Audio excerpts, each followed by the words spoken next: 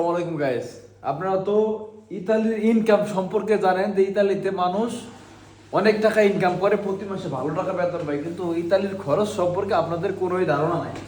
ইতালির খরচ সম্পর্কে দেখেন, এই যে বাজারগুলো দেখতেছেন, এই যে আপনাদের বাজারগুলো দেখা দিচ্ছে, এই যে দেখেন, এই যে গরুর মাংস আর হচ্ছে এই যে মুরগি টুরগি ডিম এই সব কিছু নিয়ে এই যে দেখেন বাজার।